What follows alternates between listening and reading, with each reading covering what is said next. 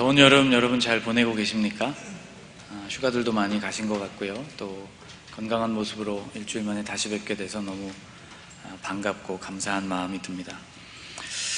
예수님은 거라사 땅에 귀신 들린 한 사람을 치유해 주시고 다시 갈릴리 호수를 건너서 건너편으로 건너오십니다. 그곳에 또 많은 사람들이 예수님께 몰려들었습니다. 예수님은 어디를 가시든지 조용히 시간을 보내실 수가 없었습니다. 워낙 많은 사람들이 예수님을 그림자처럼 쫓았기 때문이죠. 바로 그때 야이로라는 사람이 예수님의 발 앞에 엎드려서 간청을 합니다. 딸이 죽어가고 있는데 오셔서 좀 살려주십시오. 그런 간청이었습니다. 주님이 즉시 그와 함께 그 집으로 출발을 하셨고 예수님 주변에 많이 모여들었던 사람들도 예수님이 가시는 그곳으로 함께 예수님을 따라가기 시작했습니다. 오늘 본문은 바로 그 집으로 가는 도중에 생긴 일을 우리에게 알려주고 있습니다. 예수님을 따르는 무리들 중에는 한 여인이 있었습니다. 이 여인은 혈루증으로 12년 동안을 고생하고 있었던 여인입니다. 혈루증이라는 병은 하혈이 멈추지 않는 병입니다. 이 여인이 이 병을 고치기 위해서 굉장히 많은 노력을 했습니다. 의사도 많이 만나보았고 또 그 과정에서 재산도 그 병을 고치느라고 거의 다 없어졌습니다.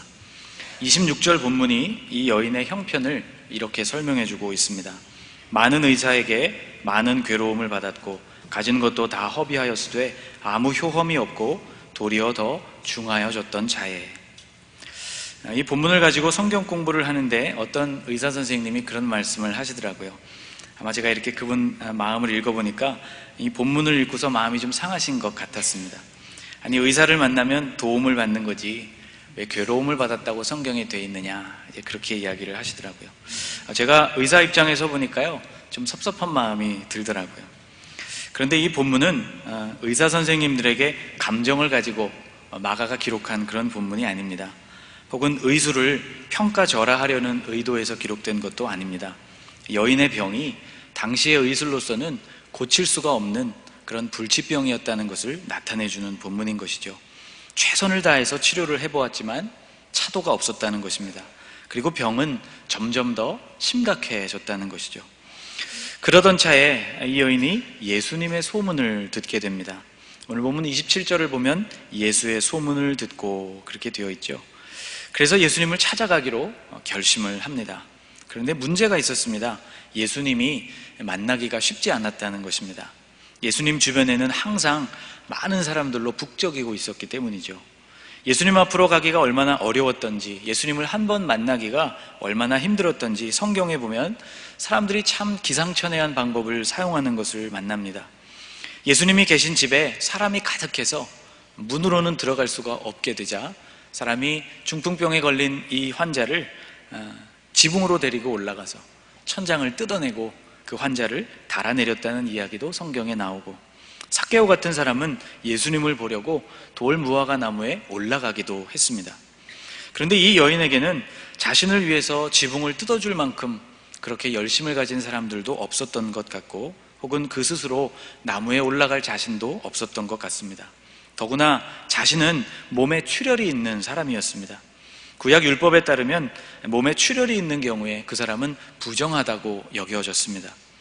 그래서 이 여인은 다른 방법을 생각합니다. 드러내놓고 예수님 앞으로 나아갈 수가 없으니 몰래 예수님을 만지는 것을 선택한 것이죠.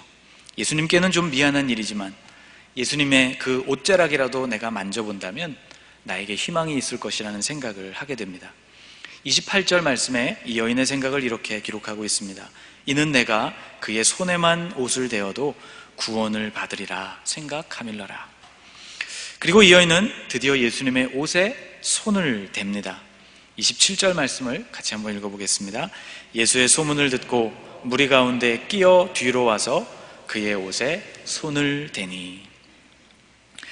여러분, 유대 사회에서 옷, 특별히 겉옷은 그 겉옷을 입고 그 겉옷을 소유하고 있는 사람의 모든 것을 대변하는 물건이다, 그런 말씀을 드렸습니다.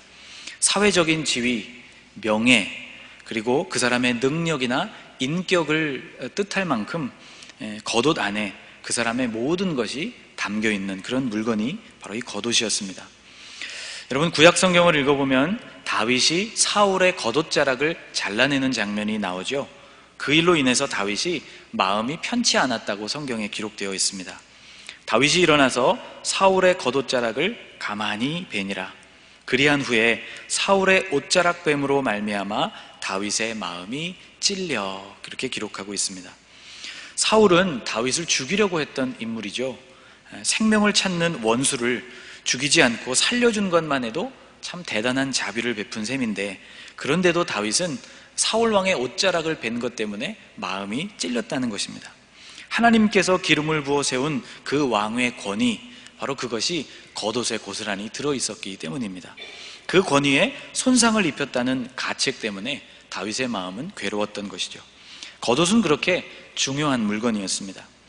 여인은 예수님의 옷을 만지면서도 아마 미안하고 죄송스러운 마음을 가졌을 것이 분명합니다. 그러나 여인으로서 할 수 있는 최선의 방법이 몰래 주님 뒤로 와서 겉옷자락을 만지는 것이었습니다. 그리고 이 여인이 예수님의 옷을 만지는 그 순간 즉시 치유가 임하게 됩니다. 29절 말씀을 보면 이에 그의 혈루 근원이 곧 마름에 병이 나은 줄을 몸에 깨달으니라. 곧이라는 말은 치유가 즉각적으로 임했다는 말입니다. 그 몸이 병에서부터 나은 줄을 깨달았다는 것은 몸에 일어난 변화를 스스로 알아차릴 만큼 그 치유가 확실했다는 것을 뜻하는 말씀인 것이죠. 여러분, 이 장면을 여러분 머릿속에 한번 상상해 보십시오. 이 치유의 사건은 아주 조용한 가운데 일어났습니다. 여인이 예수님의 뒤로 와서 옷자락에 손을 댄 것도 몰래 와서 손을 댄 것이니 그렇게 요란한 사건이 아니죠. 그리고 여인의 몸 안에 일어난 이 치유의 사건 역시 조용한 가운데 일어났던 일이었습니다. 그런데 이 사건이 일어나고 있는 그 장소만큼은 그렇게 조용한 장소가 아니었다는 것이죠. 수많은 사람들이 예수님을 따라가는 아주 복잡하고 시끄러운 상황, 사람들이 밀기도 하고 밀침을 당하기도 하는 어수선한 상황 가운데 일어난 일이었습니다. 24절 말씀을 보면요, 이렇게 기록하고 있습니다. 이에 그와 함께 가실새 큰 무리가 따라가며 애워싸 밀더라. 문득 이런 질문이 제 머릿속에 떠올랐습니다. 밀고 밀치고 당기고 하는 이 혼란스러운 와중에서 예수님을 만진 사람이 그토록 많았는데 어째서 기적을 체험한 사람은 이 여인 한 사람뿐이었을까 하는 질문입니다. 여러분, 한번 상상해 보십시오. 아마 이 모습과 오늘날 제일 흡사한 모습이 있다면 지하철로 아침에 출근하는 풍경이 아닐까, 그런 생각을 해봅니다. 수많은 사람들이 통로를 따라서 몰려가고 다음 열차가 아니라 이번 기차를 타기 위해서 사람들이 안간힘을 쓰죠. 당기고 밀치는 일은 예사입니다. 숨막히는 공간에 비좁게 서서 출근이 마쳐질 때까지 그렇게 출퇴근하는 분들을 많이 봅니다. 아마 예수님을 뒤따르는 사람들의 모습이 그와 같았지 않았을까 생각을 합니다. 누구나 예수님이 하시는 일을 가장 가까이에서 보기를 원했고, 그리고 그 경쟁은 아마도 굉장히 치열했을 것이라고 생각이 됩니다. 조금 더 앞으로 나오기 위해서 사람들은 밀기도 하고 당기기도 했을 것이고, 그리고 그 과정에서 많은 사람들이 예수님의 몸에도 손을 댔습니다. 그런데 이렇게 많은 사람들이 예수님을 만졌지만 그들에게는 아무런 일도 일어나지 않았다는 것이죠. 여러분, 좀 이상하지 않습니까? 다른 곳을 간 것도 아니었습니다. 그들이 예수님의 뒤를 따라갔다는 것이죠. 다른 것을 보겠다는 것도 아니었습니다. 예수님이 무슨 일을 하실까에 대한 기대를 가지고 예수님이 하시는 일이 무엇인가를 보겠다는 사람들이었습니다. 예수님과 전혀 상관없는 사람들이 아니었는데도 그들에게는 아무런 변화가 일어나지 않았다는 것이죠. 오직 이 여인 한 사람만이 예수님의 능력을 체험했습니다. 이유가 무엇일까? 제가 그런 결론을 내리게 되었습니다. 의미 있는 터치가 아니었기 때문이구나, 그런 생각을 하게 되었습니다. 뒤에서 미니까 그냥 터치가 된 것뿐이죠. 소망, 기대가 없는 터치였고, 간절함이 없는 터치였고, 믿음이 없는 터치였다는 것이죠. 사랑하는 여러분, 우리의 신앙생활이 마치 이렇게 될 수 있을 것 같다는 말씀으로 제게는 다가왔습니다. 우리의 신앙생활이, 우리의 교회 생활이 바로 그럴 수가 있다는 것이죠. 예수님을 따라가는 것 같기는 한데 아무런 변화가 일어나지 않는 것. 우리가 드리는 예배에, 우리가 하나님 앞으로 나아가는 우리의 마음에 기대가 없고 간절함이 없고 믿음이 없기 때문은 아닌가, 그런 생각을 해봅니다. 30절 말씀을 보면 이렇게 기록하고 있습니다. 예수께서 그 능력이 자기에게서 나간 줄을 곧 스스로 아시고 무리 가운데서 돌이켜 말씀하시되 누가 내 옷에 손을 대었느냐 하시니, 누가 내 옷에 손을 대었느냐, 예수님의 이 질문은 단 한 사람을 향해서 물으시는 질문이었습니다. 바로 그 여인이었습니다. 제자들은 이 질문을 듣고도 그것이 무슨 뜻인지를 알지 못했습니다. 그래서 예수님께 이렇게 되묻죠. 31절을 같이 한번 읽어보겠습니다. 제자들이 여짜오되 무리가 애워싸 미는 것을 보시며 누가 내게 손을 대었느냐 물으시나이까 하되, 제자들이 이렇게 이야기한 것이죠. 예수님, 이 많은 사람들이 예수님을 지금 애워싸고 주님을 밀어붙이고 있습니다. 주님께 손을 댄 사람이 수십 명 혹은 수백 명도 넘을 텐데 내 옷에 손을 댄 사람이 누구냐고 물으시다니요. 그러나 여러분, 예수님의 질문은 그런 의미가 아니었습니다. 그 수많은 터치들 중에서 의미 있는 터치를 한 사람이 있다고 말씀하시는 것이었습니다. 이 예수님의 질문을 제대로 알아들은 사람은 오직 한 사람, 바로 그 여인이었습니다. 많은 사람들이 예수님을 따르고 예수님을 만졌지만 오직 한 사람, 내용 있는 터치를 했던 여인만이 예수님의 질문을 온전히 이해했다는 것이죠.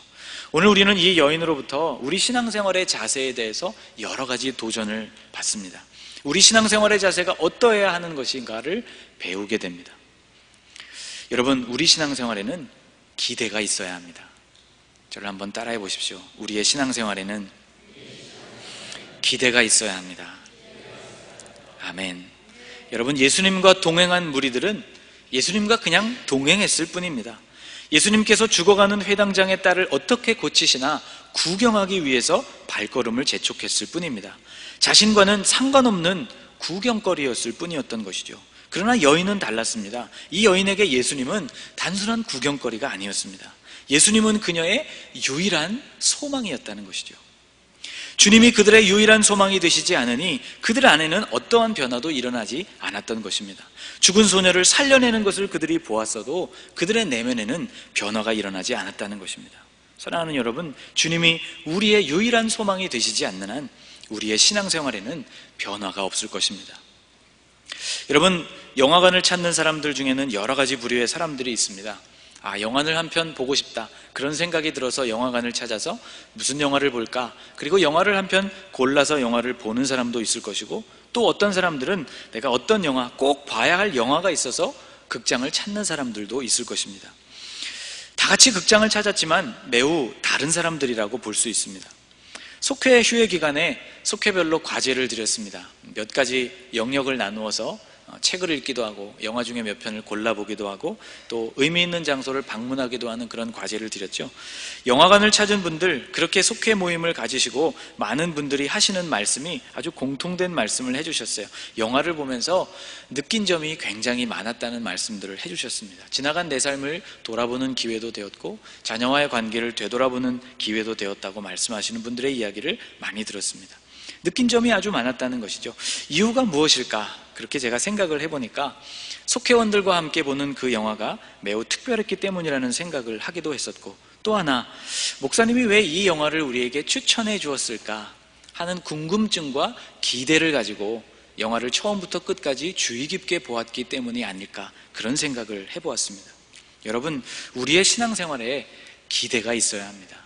주님께로 나아갈 때 우리의 마음에 주님이 우리의 유일한 소망이 되신다는 그러한 소망과 기대감이 여러분의 마음에 있게 되시기를 축복합니다. 두 번째, 우리의 신앙생활에는 또 간절함이 있어야 합니다. 저를 한번 따라해 보실까요? 우리의 신앙생활에는 간절함이 있어야 합니다. 여러분, 이 여인을 다시 한번 생각해 보십시오. 이 여인은 위험을 감수하고 예수님께 나아갔습니다. 혈루증이 있다는 말은 부정하다는 것이라는 말씀을 드렸죠. 레위기 15장에 따르면 질병이나 출혈, 이런 것들이 사람에게 있을 때 그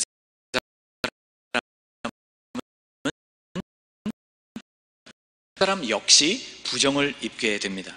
이 여인은 지금 부정한 몸으로 예수님을 만진 것입니다.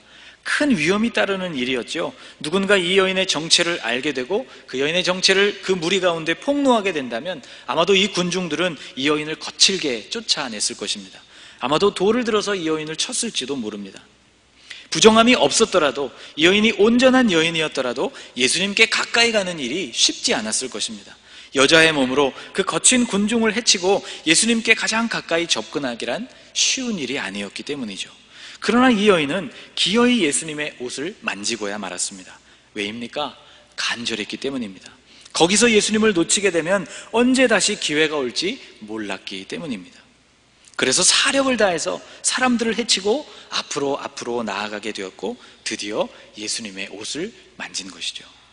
여러분, 오늘 우리가 주님 앞에 나아갈 때 우리 안에 이러한 간절함이 있는가를 오늘 한번 되돌아보시기를 바랍니다. 또 하나, 우리의 신앙생활에는 믿음이 있어야 합니다. 저를 또 한번 따라해 보실까요? 우리의 신앙생활에는 믿음이 있어야 합니다. 네, 여러분 28절 말씀이 이 여인의 믿음을 나타내주고 있습니다. 같이 한번 읽어보겠습니다. 이는 내가 그의 옷에만 손을 대어도 구원을 받으리라 생각함일러라. 여러분, 바로 이 생각, 내가 예수님의 옷에만 손을 대어도 내가 구원을 얻겠다는 이 생각이 바로 믿음인 것입니다. 이 믿음, 이러한 생각은 행동을 불러오게 되어 있습니다. 의미 있는 행동으로 그 믿음이 이어지게 되어 있다는 말이죠. 마태복음 9장 21절에는 똑같은 사건을 이렇게 말씀해주고 있습니다. 이는 제 마음에, 그 여인의 마음에 그 겉옷만 만져도 구원을 받겠다고 믿었기 때문이라고 기록하고 있습니다. 구약 성경을 살펴보면 엘리야라는 위대한 인물이 등장합니다. 바알과 아세라의 선지자 850명을 만나서 갈멜산 위에서 그들과 누가 참신인지를 겨루었던 사람이 바로 엘리야입니다. 엘리야가 제단을 쌓고 그리고 그 위에 나무를 버려놓고 그 위에 재물을 쪼개어서 올려놓고 그리고는 거기에다가 성경을 보면 물을 붓는 장면이 나옵니다. 조금도 아니고 12번이나 되는 12양동이나 되는 물을 그곳에 부었습니다. 재물도 흠뻑 젖었고 나무도 흠뻑 젖었고 제단도 흠뻑 젖었습니다. 엘리야가 이렇게 한 이유가 있습니다. 하나님께서 주시는 불, 하늘에서부터 내려오는 불은 물 같은 것에 의해서 꺼지고 마는 그런 약한 불이 아니라는 확신이 엘리야의 마음 가운데 있었기 때문이죠. 그의 마음 가운데 있었던 믿음이 이러한 행동을 불러왔다는 것입니다. 여러분, 믿음은 행동을 불러오게 되어 있습니다.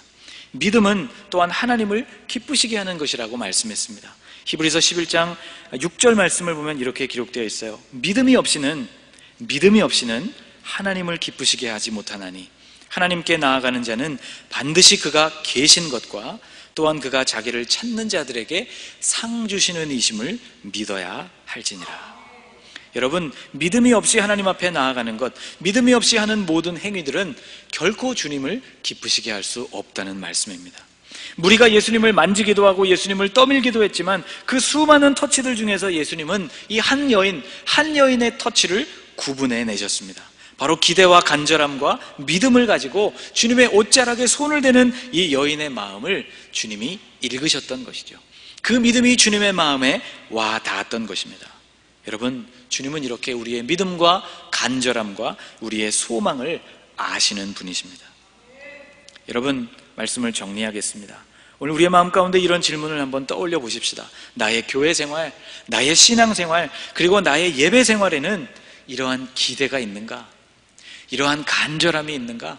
주님을 향한 이러한 믿음이 있는가를 오늘 한번 되돌아보시기를 바랍니다. 오늘 주님 앞에 드리고 있는 이 예배가 여러분, 오늘 이 여인처럼 그렇게 주님의 옷자락을 만지는 그런 시간이 되실 수 있기를 간절히 축복합니다. 기도하겠습니다. 예수님, 수없이 많은 사람들이 예수님을 만졌지만 아무런 변화가 일어나지 않은 것은 그들의 터치에 아무런 의미도 없었기 때문임을 보았습니다. 예수님, 주님이 우리의 소망이십니다. 기대하는 마음으로 주님 앞에 나아가게 하여 주옵소서. 예수님만을 원합니다. 오늘 이 예배를 드리면 또 언제 다시 주님께 드릴 수 있을지 우리 중에 그 누구도 알지 못합니다. 주님, 간절한 마음으로 주님 앞에 나가게 하여 주옵소서. 우리 앞을 가로막은 그 무엇에도 흔들리지 않고 주님께로 나아가는 사람들이 되게 하여 주옵소서. 하나님, 믿음으로 나아가기를 원합니다. 주님은 살아계신 분이시고 주님 앞에 나가면 주님이 우리에게 상을 베풀어 주신다는 것을 믿게 하여 주옵소서. 이 믿음이 주님을 기쁘시게 한다는 것도 기억하는 성도들이 되게 하여 주옵소서. 주님, 수많은 예배자들 가운데 오늘 주님께서 나를 구분해내실 수 있기를 원합니다. 기대와 간절함과 믿음을 가지고 주님 앞에 나아가는 성도가 되게 하여 주옵소서. 예수님의 이름으로 기도하옵나이다. 아멘.